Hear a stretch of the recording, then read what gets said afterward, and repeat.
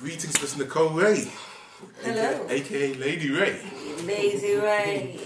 It's great to have you back in London to discuss your debut solo release on Big Crown Records. Yeah. Queen Alone, and moreover to see you perform a live showcase later this evening. Yeah. How was your journey over on this occasion? And are you considering residing here in the UK full-time, given recent political events in the US? That's hilarious. Well, the first question you asked, my visit travels over here were very pleasant. I traveled with my band. These guys are comedians.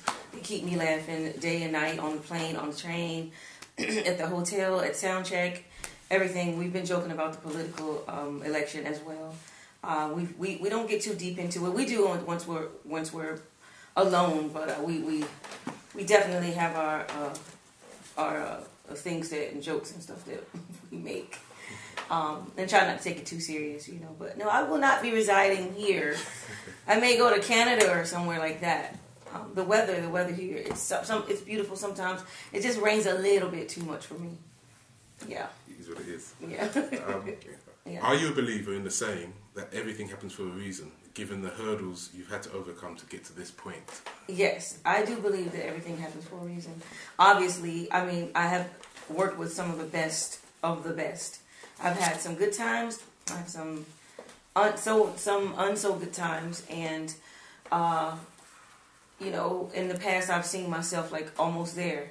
And then the question you asked, everything happens for a reason. I feel like, well, because I didn't get here or get through that obstacle, obviously it had to have been a reason, and I'm sure it's a pretty good reason. It's probably a reason so that I wouldn't hurt myself, or something that I needed to learn, you know, maybe somebody that I didn't need to be around. So, of course, I do believe things happen for a reason. Okay. Last time we met was at London's Jazz Cafe. Yeah. When you performed with Terry Walker as part of the all too brief combo, Lady, 3 or so years back. You've obviously matured as an artist and a person since then, as evidenced by your new solo album, Queen Alone. Do you concur? Would you agree? I do agree. I've had so much fun bringing up the lady situation with myself and Terry Walker. I think we both just kind of we're hanging out in New York. She was in New York and I was in New York. I think over here for her, it was like over there for me. We were both trying to get back, you know, get our careers back on track again, and obviously work with some cool people. And we did that. We worked with, at the time, Truth and Soul, and they wanted to put an album together on us. And we just went in and we had a good time. Nobody said it was going to last forever. We both were solo artists. And she just kind of left a little sooner than what we thought. But I wanted to stay on and keep rocking and rolling. And I definitely support Terry and everything that she does. She's a really cool person. She introduced me to a lot of people. Okay, it's good to hear. Good to hear. Back to everything happens for a reason. Yeah, everything happens for a reason. It seems that instead of writing a book about the last 20 years of your life, you could have you have expressed yourself via this new album as a soundtrack for your life thus far. True. Was it a cathartic process writing and recording it?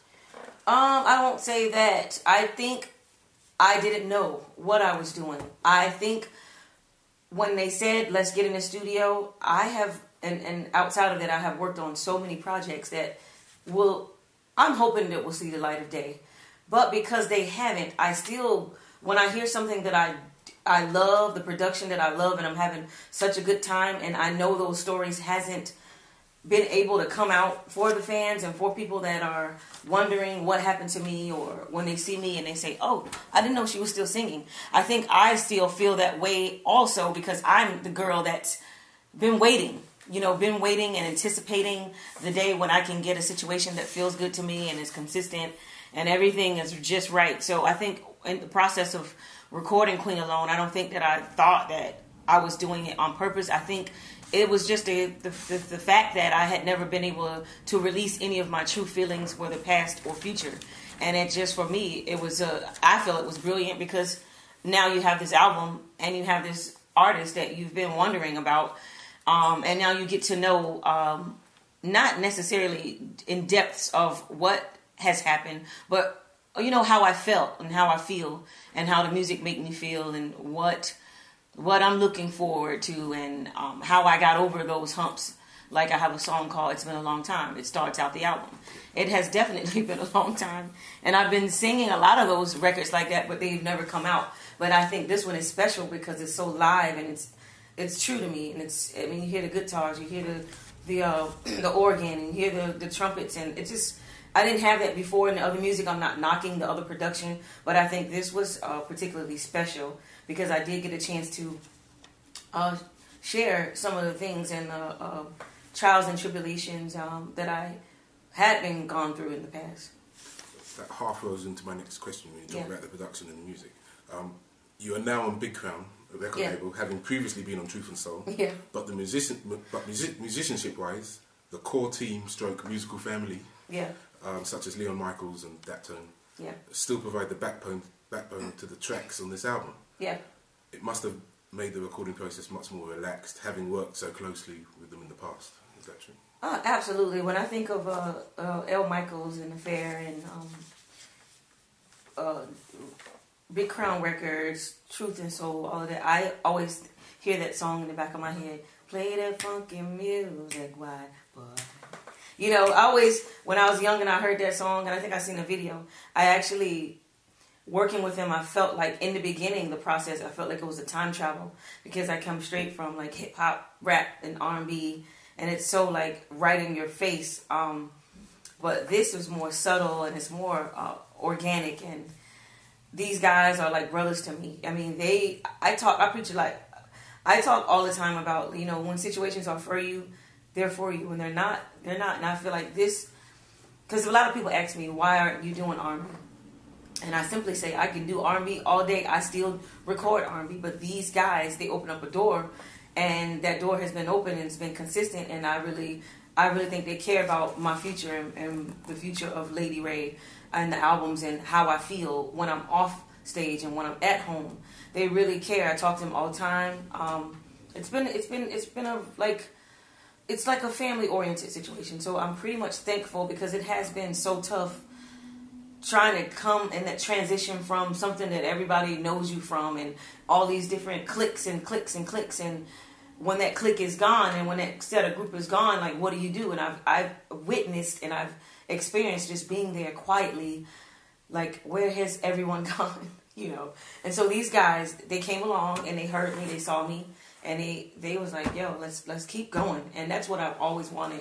It's my dream. God gave me a gift. He blessed me with it. I shouldn't have to sit at home and watch everyone else. Not, you know, saying, I love it and I enjoy watching everyone else, but sometimes in the past I'm just like, why am I not there? Why am I sitting here? But I obviously, like you said earlier, things happen for a reason, and it's that thing, that one thing that I feel like the higher power in the universe, you need to connect somewhere.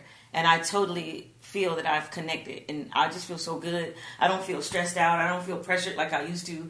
I used to like walk on eggshells, you know, like, am I doing it right? Am I doing what they want me to do? So these guys, they just open up the door and let me be Nicole, let me be Lady, and let me do what I want to do and have fun doing it. Well, definitely. Those trademark, impactful driving horns and rolling keys are evidenced on many a track throughout the new album, Queen Alone. Not least the dynamic Do It Again. Mm-hmm. Do you bring the best out of each other creatively? Yeah, probably Starbucks and Dunkin' Donuts and a little whiskey. I think all that combination. And getting up early and walking into the studio. I think for me, I live in Atlanta now. I've been in Atlanta for almost 11 years. And it's good to get a little break and go to New York. I remember going to New York when I was 15 with Missy Elliott. And I was in Times Square and I was like, oh my God. So I was always on that bigger scale, you know, the major scale, you know, of things. You know, you have this, you have that. And I don't even know, I don't know if I appreciate it because I was young. And now, you know, they say, let's go, you know, with Nicole, we're going to get you in New York. We're going to get you on a train. We're going to get you, you know, you have to walk a little bit, you know, this, that, and the third. And it's like, to me, I really enjoy that. I can see where I'm going. I can see what's in front of me and I can see what's behind me. It's the difference when you're like, I'm not knocking the majors and stuff because they do a great job with their artists and things of that nature. But like for the small indie companies and, you know, getting me out to New York and everybody's like a small team of people just like let's get this together. Let's go in the studio. It's not really structured. We're just in there jamming out, and we come up with music, and we're just having fun. And it's always like, I think of like, you know, at the past, like back in the days when it was so many people in the studio. There's an engineers, like 4 or 5 engineers. There's 1,000 songwriters. There's a wardrobe person in there. And you're just like, what the hell is going on here? So now it's more toned down. I can hear myself. I can see myself. And I see who's with me. I know who's genuinely with me. And going into that studio with my guys, I think is a beautiful thing. And I know when they get on those instruments, it's going to be live. It's going to be out of control. And I'm just going to want to sing. The album has a modern yet retro feel, reminiscent of Mary Wells and that kind of Motown vibe. Yeah. Especially on tracks like such as Smiling, Underneath My Feet, and They Won't Hang Around. Mm-hmm. Was that intentional or incidental?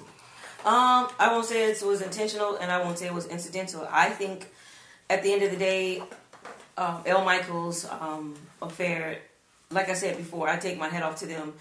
The things that they've done in the past before I was even on the record label, before the Truth, Lee Field stuff. I mean, I remember when I first heard Lee Field's music, and I thought it was recorded like years ago, and my girlfriend, she was like, no, this song was recorded, I think it was Share My World, and she said this was recorded like 2 years ago. So I think this is their niche. And then I just come in with the come in. You know, I come in and we all kind of just put it all together. Then you have Tommy, and he works with Dunham and Charles Bradley. So, you know, over there they have that niche too. And, you know, you have the dope artists, and like Charles Bradley, myself, Lee Fields, Sharon. We bring that authenticity, that organic thing that we have from our ancestors. It's just in us, you know, church and just belting out singing hymns, and I think that music just strikes something with us. So, but no, that's definitely all them with that funky stuff that they bring to the table, definitely. Okay. On each listen, a different track jumps out at me and catches my ear. Most recently, Cut Me Loose, yeah, Bad Girl, and Let It Go keep reverberating around my head. Mm-hmm. Background to some of those tracks. Oh, well, Let It Go. Let It Go was one of my favorite cuts on the album. It's the last cut on the album, and it was so strange when they sent me the CD after it was done, mixed and mastered. I get a few copies in the mail, I take it out, and I pop it in my CD player in my car. And when I get to Let It Go, I let it go literally in my car. It's just, I think for me, I had to like just let the grudge go, let all those buried feelings that I usually don't talk about. You know, there's a lot of things that I've felt and a lot of things that I've seen, and I just, in the past, I didn't understand, and I felt like that production itself, I just felt like I needed to just lay it all on the record. And I think you said "Make Me Over." I don't know if you said "Cut Me Loose." Cut Me Loose, yeah. "Cut Me Loose" was actually "Cut Me Loose" was something I wanted to sound a little bit more today, radio, and like, because I love Kanye West, and I love what he does with his, like, he'll take an old sample, being that we didn't take any old sample, it's just the way that it sounds. And I just wanted to talk about, like, lyrically, how you're in this, you know, relationship, and it's really toxic, but you can't get out of it, you don't see any way out of it, and I'm not speaking from myself, just, you know, experience in the past and things and friends, you know, that I've seen. And I think that song just, you know, it's directly to she or he who is just in this relationship that is so freaking bad, but in moments you're just still there, you know. It's just one of those records. Everybody knows that this relationship is crazy, and that this person's gonna say that in the relationship, and that person gonna say that, but when you see them, they're still gonna be together. That's one of those records. And I don't know the other one that you. Oh, I said Bad Girl. Oh, Bad Girl. Bad Girl was just a fun something that I wanted to do and express myself, because everybody always say, "You look the same. You look so innocent." And I was like, no, trust me, definitely not. I am. I can get bad, and I know, you know, it's relatable to the working lady, to the moms, to the, you know, just period. You know, we have our moments where you want to be sassy and you want to be in control. You want to wear something that's revealing. You just want to just be bad, and that was catering to all of us, you know, women that feel like that. So. Okay. You mentioned one of these tracks already, actually. Obviously, tracks like It's Been a Long Time, yeah. as you mentioned, Guilty, and the aforementioned Do It Again have a deep-rooted meaning for you. True. Well, let's talk about Guilty. Guilty is definitely one of my favorites because when my brother, I wrote this song for my brother. He got into some trouble with the law back at home in Georgia, and they don't play in Georgia at all, as we know. It was the little small thing that he done, and I think for our family, we're just so tight-knit together, and nobody has ever really gotten in any trouble. And he was living with me at the time, so when I got the call, I actually called his phone, and the police answered, and I was like, Kenny, and the police officer was like, this is not your brother, but if you want to see him alive, then you will get over here, because he's doing this and he's doing that. And when I heard that, I was like, and I had to ask, where are you guys? So when I get to the scene, it's raining, it's horrible, and I see he was in my car, and it was just, my car was up on near a tree, and they had him in the back of the police car, and they were like just harassing him. It was so bad, and he actually got locked up. And my family, it was the holidays, so we didn't deal with that really well. The holidays that during that time, it was about 2 years ago. It was just really tough. And then my brother wrote me a letter, and I remember looking at my Christmas tree, and they sent me the track, and I just my label, they sent me the track to just kind of, it was a skeleton. It wasn't even fully produced, and this is what I felt, and I was like, I started writing the lyrics, and then I went back to New York, and then they added all the other music to it, and it just killed me, because my brother was in prison, and I was just like, wow, prison? Like, this is my brother that basically raised me, and now he's in this system, and I know once you get into that system, it's already hard, sometimes in the world being a black person, and just to get into that situation is like, it's just going to get worse. In the letter, the things that he was saying, it just made me feel so sad for him. And I couldn't help. And so I just wrote the song Guilty because he was with me, and I wanted him to know that he would always be with me regardless. And being that I come from a praying family, we prayed and everybody came together, and they let him go. He was only there for like 40 days and 40 nights in a real bad prison in Georgia.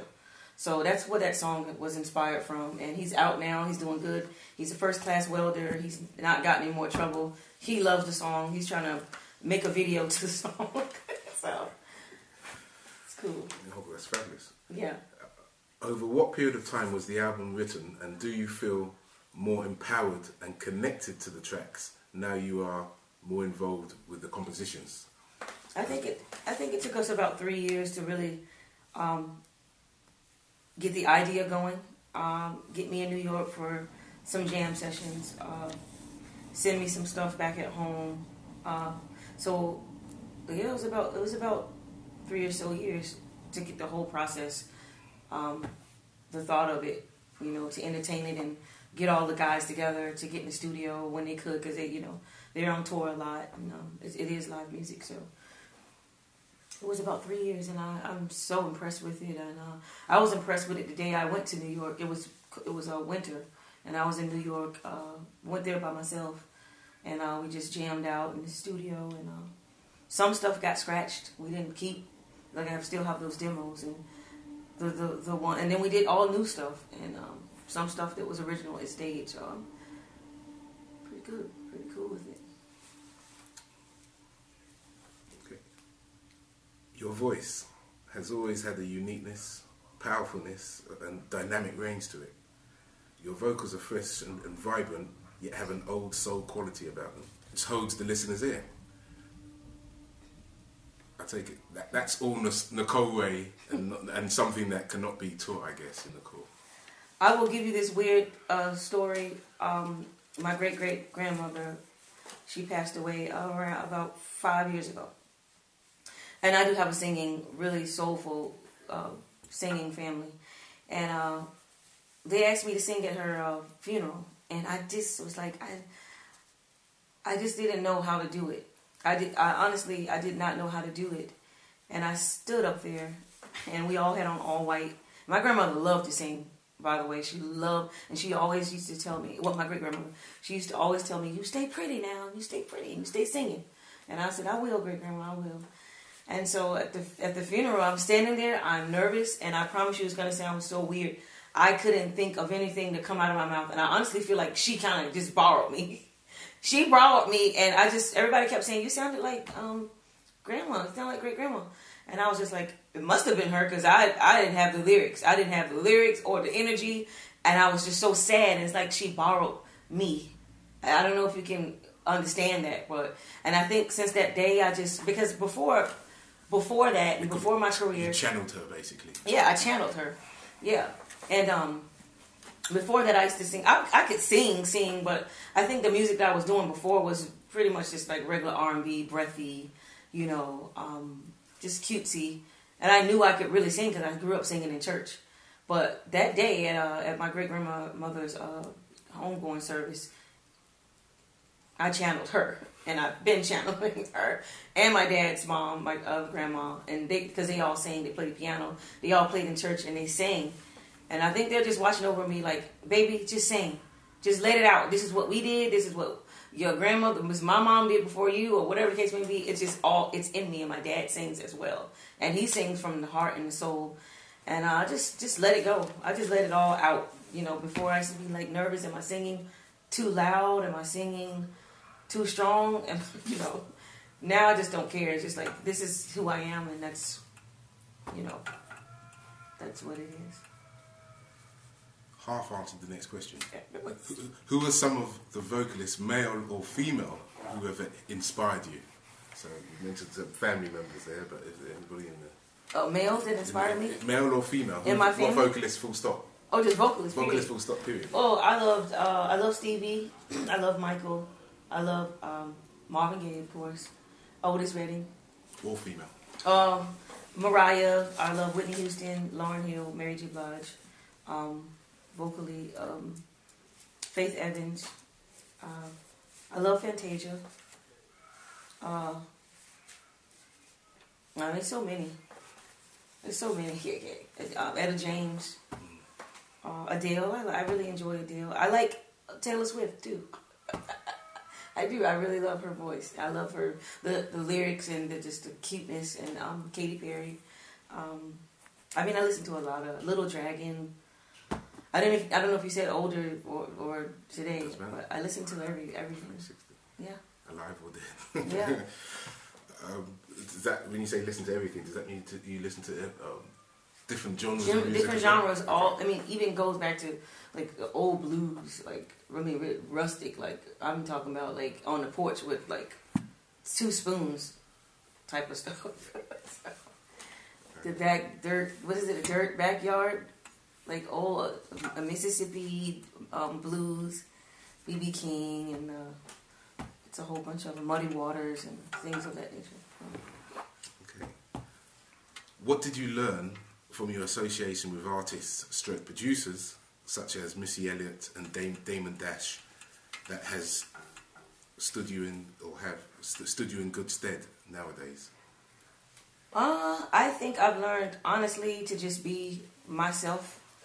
I've learned to be very professional. Missy was very professional.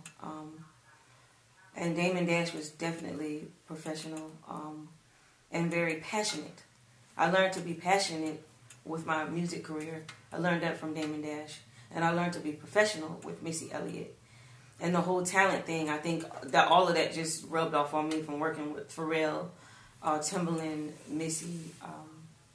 I even worked with Jimmy Jam and Terry Lewis. I think I work with everybody that's the greatest in my generation. So I'm honestly thankful. Sometimes it's just a thought when I think back, because I'm like, wow, I was there. I did meet this person. Oh, I was just hanging out with Lionel Richie back then, and I met what's his name? I can't even think of his name. Uncle Charlie and Snoop Dogg, Charlie Wilson, and I just been around. I just sucked up a lot of great energy, and just kind of feel like a fly on the wall. Because when I was young, I wasn't doing any writing. I was just in the studio, just watching all these great people come in. I watched Timbaland, and I watched him make a beat in like less than 30 minutes. And I watched Missy taking scribble on a receipt, the back of a receipt, a hit record. Yeah, a scribble on the back, like, and kick everybody. You guys got to get out, and she'll turn all the lights down, and she wouldn't kick me out, of course, but she would kick people out and be like, "Look, this I've got to stay focused." And she would go in there and come out and play it back, and I was sitting there looking at that little piece of paper. I was like, "How the hell did she write this song on this paper?" So I'm just thankful. I've been around. I soaked up a lot of interesting geniuses, and was told one time, you do not have to be a genius if you're in a room with a bunch of them. It'll just rub off on you. And I think I'm blessed in a weird way, because I've watched a lot of people come and go, and some of them are still at the top of their game, and I know them and they know me, and I think it's a blessing. You know, you need the favor, you could just reach out and say, "Hey, Puffy." Like, I was in the club in Atlanta, and he was in the VIP section. I was with one of my girlfriends, and she was like, "We can't get into this VIP section." And I was like, "Watch this. Puffy, P. Diddy." He was like, "Nicole Wray, come on in here." And he let us in, and I was like, pop my collar. Let me pop my collar on that, you know. So it's just a blessing, honestly, to just have been there and to see where I am now, and to have the knowledge and the still have the passion and the humbleness that most artists that came out so young, you know, they just blow out and fizzle out. And I don't think that I've ever blown out or fizzled out. I just think I've been in a safe place, you know. So basically, what advice would you give to young artists entering the music industry today?